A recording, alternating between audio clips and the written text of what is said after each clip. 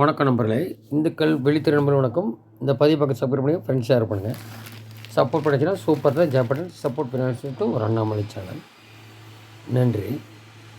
இப்போ பார்த்தீங்கன்னா இந்த திமுக இப்போ சொல்கிறாரு ஆதார் சேர்க்கணும். ஆனால் கோர்ட்டில் இருக்கிறதுனால அதாவது கம்பல்சரி இல்லை, ஆதாரம் இதுவும் இணைக்கணும் அப்படின்லாம் சொல்கிறாரு. அதை நீக்காத மாதிரி அது தெரியாது. ஈரோட்டில் அவ்வளோ பணம் கொடுத்து பட்டியல் வச்சு அடைச்சப்பவே இதே சாகுன்றது எலெக்ஷன் கமிஷனரு அதை பற்றி நிறுத்தலை. அதை இவ்வளோ தூரம் தெரிஞ்சுமே நிறுத்தலை. அவர் டிஎம்கே ஆளு இப்படி மாதிரி சொல்லுவாங்க. அவர் இப்போ சொல்கிறார், இன்றைக்கி கூட என்ன சொல்கிறாருன்னா ஆதார் இணைக்கணும். நான் சுப்ரீம் கோர்ட் இருக்கனால ஆதார் இதையும் கம்பல்சரி இல்லைன்றதுக்கு அந்த மாதிரி சொல்கிறாரு. யார் என்ன பண்ணாங்கன்னு தெரியாது. ஓட்டு இன்க்ரீஸ் ஆகிறத குறைஞ்சிருச்சு அப்படிங்கிறாரு. என்ன முடிஞ்சு போச்சு. ஆனால் இதில் 15 தொகுதி பக்கம் அதுக்கு மேலேயே கூடி இருக்கலாம். அடி வாங்கும் திமுக. அதுக்கு இங்கே பர்சன்டேஜ் போகிறோம். இதுதான் உங்களுக்கு 26. அவ்வளோனால இப்போ பண்ண ட்ரக்கு கேஸுக்கு 26 முடியலாம் ஸ்டாலின் இருக்க சான்ஸ் இல்லை. இப்போ எலெக்ஷன் வந்தப்புறம் உட்காந்தனிமே இது அவரே சொல்லிட்டார், மோடியை நம்ம சொல்லுவானே. அதனால் அது என்னன்றதை பார்ப்பாங்க, கூடிய சீக்கிரம் தெரிய வரும். அப்புறம் இங்கே தினகரன் அண்ணாமலை சொல்லிட்டாரு ஏடிஎம்கே இந்த மாதிரி கைக்கு வரும்னா, தினகரன்ட்ட ஏடிஎம்கே தினகரன் தனி கட்சி ஆரம்பிச்சுட்டு திருப்பி ஏடிஎம்கே எந்த தொண்டரும் ஏற்றுக்க மாட்டோம். இப்போ பழனிசாமி தோற்று போயாச்சுன்னா வெளியில் தள்ளத்தான் பார்ப்பாங்க. அப்போது அடையாளம் காட்டின ஜெயலலிதா அடையாளம் காட்டின பன்னீர் வர்றாரா இல்லை சசிகலா திருப்பி வரப்போட அப்படியா, அது ஒரு குழப்பம் போகும், பயங்கர குழப்பம் போகும். அந்த கட்சி விட்டு இந்த கட்சி கூட அந்த இருக்கிற தொண்டரும் மதிக்க மாட்டான். அமமுக கட்சி ஆரம்பிச்சாச்சு. அதுங்க ஆரம்பித்தப்பறம் அவர் இது கிளைம் பண்ணுறதுக்கு இல்லை தினகரனுக்கு. அவர் சொல்கிறாரு, அண்ணாமலை சொல்கிறாருன்னா அவர் சொல்கிறார். அப்படி இன்னைக்கு அது ஒரு சிக்கல் தான், இடியாப்ப சிக்கல் தான் ஏடிங்க பற்றி. அதே தான் இப்போ திமுக வரப்போகுது. ஏன்னா அவனுக்கு நிறைய கள்ளச்சாரம் எங்காத்துலேருந்து இப்போ பரந்தூர் விமான நிலையத்தில் யாரும் நிறைய இடத்துல ஓட்டு போடல, மெயின் ஸ்ட்ரீமில் காமிக்க மாட்டேறான். வெங்க வயலா இல்லை பரந்தூர் விமான நிலையம் அக்ரிகல்ச்சர் லேண்டு விமான நிலையம் இந்த மாதிரிலாம் இருக்கிறலாம் இவங்க திருப்பி கேட்க போக மாட்டானுங்க. அதெல்லாம் ஓட்டும் போடலை, நிறைய கிராமத்தை ஓட்டு போடல, எல்லாம் விரட்டி அடிக்கிறோம்.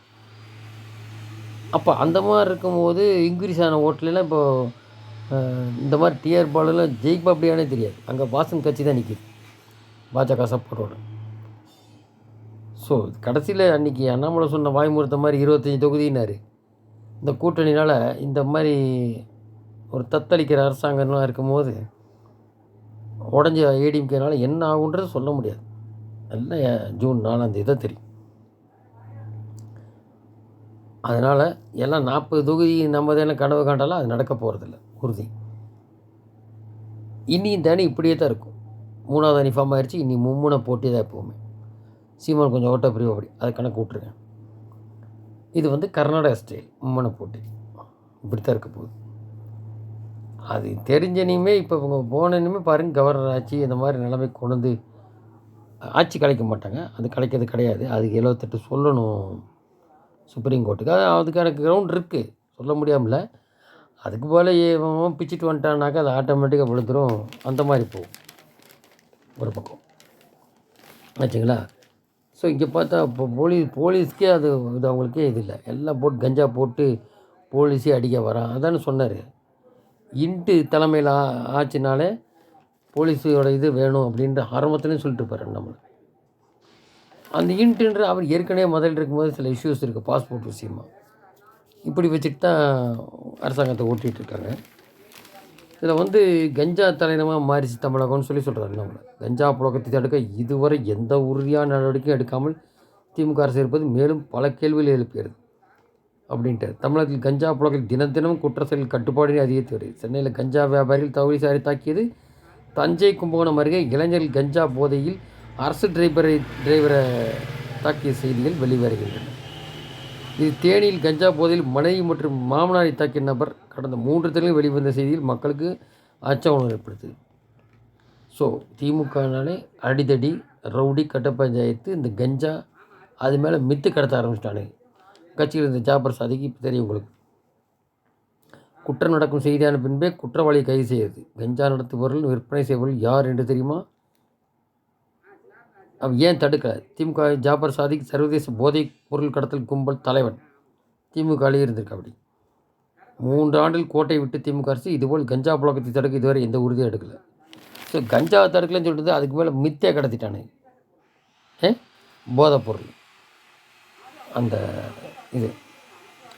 ஸோ அவன் இன்டர்நேஷ்னல் கேட்க ஆரம்பிப்பான் இல்லையா? அதனால் எப்படியும் சின்ன பின்னமாக போகுது திமுக. வெகு விரைவில் ஆகும். உதயநிதி கைதெல்லாம் ஆகலாம். அது ஸ்டாலின் அந்த ரூபா வாங்கியிருக்காரு இல்லையா? எதுன்னு கேட்காமே வாங்குவாங்களா? படம் வேறு எடுத்திருக்காரு. படம் ஃபிலிம் உதயநிதி பொண்டாட்டி அந்த மங்கைன்ற படம்லாம் எல்லாம் இருக்குது. ஸோ இது ஒரு பக்கம். இத்தனைக்கும் அவன் பெரிய கூட்டணி இருந்து ஜெயிச்சிருவான்லாம் கண்டால் அது இல்லை விஷயம். இவர் கூட்டணினா ஒரு சில இடத்துல தான் பாமக, ஒரு சில பெல்ட்டில் தான் தினகரனுக்கு இருக்குது. அதை மீறி காரணம் என்னென்னா எப்பவுமே 3வது அணி கேட்பாங்க. 2 அணியும் சரியில்லைன்று தெரியும். அந்த 3வது அணினாலையும் ப்ளஸ் பாத யாத்திரை போயிட்டார்ல, இந்த மறுபடியும் போகிறேன்னு சொல்லியிருக்கோம். தென் மாவட்டங்கள் எஸ்பெஷலி அந்த கச்சத்தீவு கொடுத்தது அது சட்டசபை ஓரியன்டாக வரும். அது இந்த ஆகஸ்ட் செப்டம்பர் ஆரம்பிப்பார். அதை ஆரம்பிக்கவும் இவங்க ஆகஸ்ட் செப்டம்பர் ஏற்கனவே நம்ம குறிப்பிட்ட மாதிரி திமுக ஒன்றும் இல்லாமல் போகும். கவர்னர் ஆட்சி மாதிரி கொண்டு வந்து பிற்பாடு 2025 வச்சுருவாங்க. அதான் நடக்கும். முழுமையாக முடிக்குமா திமுக தெரியாது. ஒரு பக்கம் இப்படியே இருக்கும். ஏடிஎம்கே ஃபைலும் கூடி வெளில வரலாம். அது ஒரு குடற்படி ஆகும். யார்கிட்ட கட்சி போகிறதுன்னு தெரியாமல் அது ஒரு தத்தளிக்கும். இந்த பக்கம் வந்தவங்க அல்லாடுவோம் தொண்டர்கள். திமுக அந்த நிலமை வரும். சரியாக பாயிண்டாக இருப்பாங்க. ஏடிஎம்கே தானாக இருக்குது, இன்னும் இதாக போகுது. அங்கே எல்லா வேண்டாத வேலையும் பண்ணியிருக்கனால அது தானாக முடிய போகுது. It's a right time to Annamalai. அதுதான் இவ்வளோ தூரம் கொண்டு வந்து விட்ருக்கு. இன்னும் இதாக போகுது. அதனால் 26 யார் என்ன சீட்டு வேணாலும் இவங்க ஒரு அதிகபட்சமான எம்எல்ஏலாம் வரும்போது இவங்க தான் கிங் மேக்கராக இருப்பாங்க. யார்? பிஜேபி கூட்டணி. பிஜேபி தான் கிங் மேக்கர்.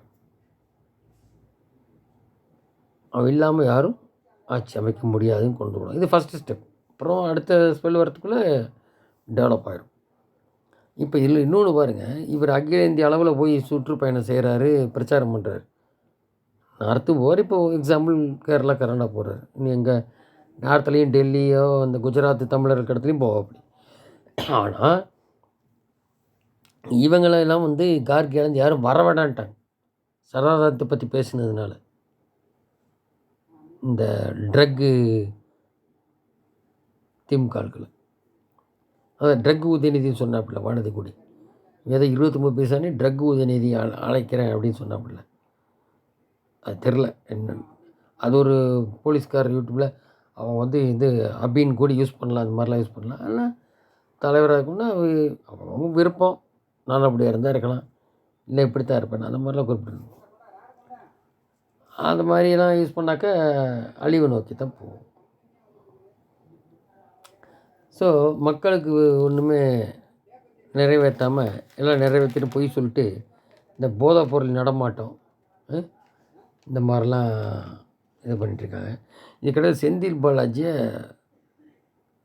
எக்ஸ்டெண்ட் ஆகிட்டே இருக்குது ஆவணங்கள்லாம். அந்த வங்கியாக இப்போ செந்தில் பாலாஜியை ஒரு வேளை டெல்லியில் கொண்டு போய் கூடி இந்த மாதிரி திகார் ஜெயிலில் வேறு எங்கேயாவது வேறு பிஜேபி ஆள் மாநிலம் கொண்டு போனால் இன்னும் ஃப்ரீயாக இது பண்ணலாம். ஏன்னா இவர் பாராட்டி பேசுகிறாரு, பாராட்டு பத்திரம் வாசிக்கிறாரு. நான் அப்போது ஒரு வேறு நான் வந்தால் உள்ள தள்ளுவேன்னு சொன்ன செந்தில் பாலாஜியை சம்பாதிச்சு கொடுத்து செந்தில் பாலாஜி மந்திரியாக வச்சுட்டு இப்போ மந்திரி எல்லாம் கோர்ட்டில் சொன்னோன்னே மந்திரி எடுத்து விட்டுட்டு இப்போ எம்எல்ஏ இருக்கிற செந்தில் பாலாஜியை சேலத்தில் எங்கேயோ பேசும்போது இதே ஸ்டாலின் பிரச்சாரத்தில் இருக்கும்போது பாராட்டு பத்திரம் வாசிக்கிறாப்படி. அவன் இப்படி இருந்தால் அங்கேருந்து இன்னைக்கு ஜெயிக்கிறதுக்கெலாம் பண்ணுறாரு அப்படின்னா ஏதோ ஒன்று பண்ணி அவங்க வெளிப்பக்கம் கொண்டு போயிடுவாங்க. அந்த பக்கம் கொண்டு போனால் தான் இவரை இன்னும் விசாரிக்க முடியும். செந்தில் பாலாஜி நார்த்துக்கு கொண்டு போவாங்க, ஏதோ பிஜேபி ஆளும் மாநிலத்துக்கு. அதுலேருந்து பல உண்மைகள் வெளில வரும். அதுவாக வரிசையெல்லாம் மாட்டுவாங்க. ஊழல் பண்ணாலும் சரி, இந்த மித்து கடத்தினதுக்கு சரி, எல்லாம் ரெடியாக இருக்குது. ஏதோ ஆரம்பிச்சிடும். மணல் இதெல்லாம் சொல்லியிருக்காரு மோடி. ஸோ ஒன்ஸ் பொருள் க்ளோஸ் ஆக போகிறது திமுக, தானாக அழிய போகிறது ஏடிஎம்கே. அப்படி வச்சுக்கணும். அதுக்கும் ஃபைல் வெளில விடுவார். ஸோ அதில் இவங்க லீடு எடுக்க ஆரம்பிப்பாங்க. அந்த எலெக்ஷனுக்கு அப்புறம் பாருங்கள், இப்போதுலேருந்தே அது தெரிய ஆரம்பிக்கும். ஏன்னா ஸ்பீடாக பண்ணிட்டுருக்க அமலாக்கத்துறை இல்லையா, அதை நம்ம பார்ப்போம். ஒரு நாட்களில் தெரிய வரும். அப்புறம் பாருங்கள், இந்த காங்கிரஸ் என்னத்தை தீர்னா பித்தம் தெரியுன்னு பார்க்குறான். அவன் வரப்போகிறதில்ல, முடிஞ்சு போச்சு, அழிஞ்சு போச்சு நேரத்தில். ஆனால் இவங்க என்ன செய்கிறானுங்கன்னா, இந்த தேர்தல் வாக்குறுதியில் என்னமோ கொடுக்கும்போது, தேர்தல் அறிக்கையில் நாட்டில் உள்ள மக்கள் வைத்துள்ள தங்கம் குறித்து கணக்கெடுக்கிறாங்க. இவன் எப்படி ஸ்டாலின் ஆட்சிக்கு வந்தப்புறம் அந்த வேண்டிட்டு போட்ட தங்கம்லாம் உருக்குறேன்ட்டு ஏதோ பாம்பேயில் கொண்டு போய் எஸ்பிஐயில் வைக்கிறேன், ரிட்டையர் ஆன ஜட்ஜி மூலியமான்ட்டு அதில் என்ன தங்கத்தை உருக்கி பிஸ்கட் பண்ணால் அதில் கிடைக்காம போயிடும். அதுலேயும் ஒரு திருட்டுத்தனம் பண்ணுவானுங்க. கட்ட பஞ்சாயத்து பண்ண சேகர் பாபுதான் மந்திரிங்கிறேன்.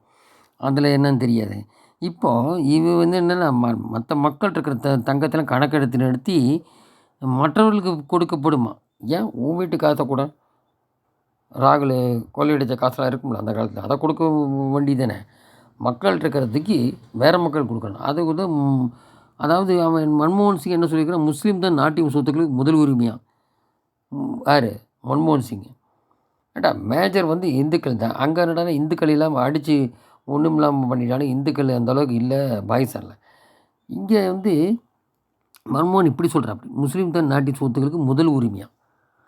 இப்படி உளறா முடியும். இதை குறித்து தான் முஸ்லீம்கள் அதிக குழந்தை பிறக்கிறாங்க, அவங்களுக்கு தூக்கி கொடுப்பாங்கன்னு ஏதோ மோடி சொல்லியிருக்காரு ராஜஸ்தானில். இவங்க பண்ணுறதெல்லாம் பண்ணி உடனே அதை பிடிச்சிக்கிறான். அவர் திருப்பியும் அந்த இதை சொல்லாமல் வேறு மாதிரி சொல்கிறார் மோடி. இது ஒரு சர்ச்சை பண்ணியிருக்கான். அறிக்கையில் கொடுத்து இவன் இது சம்மந்தமாக மோடி சொல்கிறார். என்ன பிரதமருக்கு அந்த மாதிரி இருக்கும்போது மக்கள் வயிற்றில் தங்கம் பறிக்கப்பட்டு அவற்றை மற்றவர்களுக்கு வழங்க காங்கிரஸ் திட்டமிட்டு காங்கிரஸ் உள்ளிட்ட எதிர்க்கட்சிகள் தாஜ அரசியல் ஈடுபட்டன என்று சொல்லுது. அப்போது எப்படி தங்கம் ஏதோ வேண்டிட்டு போட்டால் அதை உருக்குறாங்க, பிஸ்கட் பண்ணுறாங்க. அது ஆதாயமெல்லாம் போவானுங்களா. இவன் காங்கிரஸ் அறிக்கையில் என்னென்னு யோசிக்கிறான் பாருங்கள், பித்தலாட்டம்.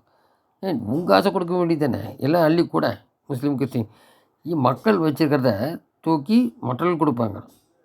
என்ன ஒரு அணியை. சரி, மன்மோகன் என்னங்கிற முஸ்லீம் உரிமைங்கிற என்னென்னமோ வளர்றானுங்க. அப்படி வரப்போகிறத பார்ப்போம். நன்றி ஜெய்.